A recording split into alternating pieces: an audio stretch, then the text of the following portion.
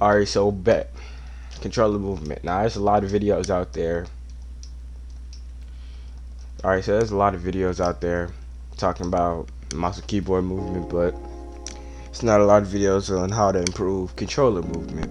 So here we go on. Alright. Now I don't got the best movement, of course. But for my players under average or I don't know, non-claw players.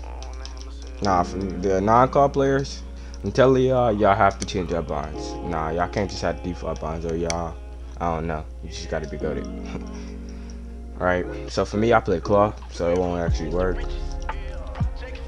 But now I'm telling y'all, if I was non-claw, right, I would make, so I got a friend that's non-claw, I would make one of my analogs jump and the other one edit. Now this could be hard at first. I can't do it, that's why I switched to claw. I know I can't do it, but make it one jump and one edit. It could be either one, but you know, most people do left stick edit and then confirm. You can have double edit bonds, select RT confirm or LB or LT, right? Nah, that will help for non-claw players, but for claw players, you should have it easier, right? So for me, you can learn how to do like different high ground retakes. Nah, this is not that hard. Explained it in one of the other videos, but you know, probably wasn't here, right? So for some, you could just learn high ground retakes. It improves movement, alright? And then for non-claw players, I can do the same thing. It applies. I understand why there's more videos on mouse and keyboard because it's actually harder. We have 360 movement, but it's also not that self-explanatory for some controller players, right? So if you just learn how to do side jumps help. You can do this side jumps when you land right here with the walls, with the pyramid, right? Double side jumps, right? You just learn regular side jumps. All different types of side jumps will help. Alright.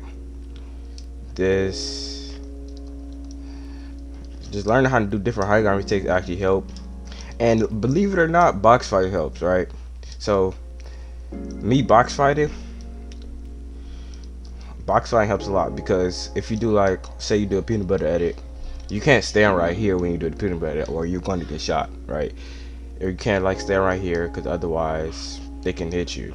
So if you do peanut butter, you gotta make sure like you're straight to the right, crouch or something like that and jump up. I like to do it with a cone in my box, but it really doesn't matter regardless. It's easier, faster, right?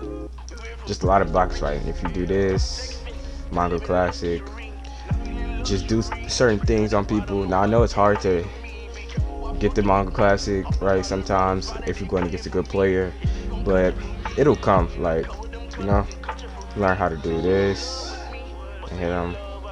Clips like that and stuff like that. Nah, it's helpful because not everybody knows about the box fighting thing. Not everybody knows if you learn more high ground retakes. Even if the high ground retakes aren't useful, like protective or anything, if you just learn them, it improves your mechanics a lot. Just movement helps a lot. Oh, and another thing, so when you're free building, now a lot of people just like to do high ground retakes, but sometimes just mix it up and do like tunneling and stuff. If you learn how to tunnel, it helps. Oh. Alright, you learn how to tunnel, it helps. Just different types of tunnels. Do like edits like this. Alright, go up, do this. Just do, you know how mouse and keyboard players, you can copy off some mouse and keyboard players like that, because usually controller players don't do this type of stuff. They just do high ground retakes and stuff just because their movement is better. You just mix it up, right? It really helps with movement. Nah, I can't stress enough, I don't really box fight like that, but yeah, box fighting definitely helps. But just doing different stuff in creative and just trying out different stuff, see what helps you. Different side jumps. Now I can't stress enough, side jumps definitely help. Just go watch Razor X, right? Alright, go watch Razor X. See what he does. Slow down his clips and stuff. Some of the best movement, even though he's on console, right? Well, for creative warriors, right? And I know a really advanced move that you can do. A really advanced move you can do is watch Physics' new video, right? And learn how to do stuff like that. Nah, I'm not the best at it, but you know, I practice it so it can just help move my movement and stuff. I can't really do it, but you see Velocity. That's a controller player that does things like this. So you go watch Velocity. If you don't know who Velocity is, he's in Chronic. Really good movement. Probably one of the best 1v1 players. I don't really know, but he's pretty good to me. Basically, and that's it. Alright, so thanks for watching videos. Please subscribe. Do all the tips, and I promise you it will help you with your movement. For all you non-claw players out there, please change your binds. That's why a lot of console players don't get a lot of shine, because of quality and because how they look, right?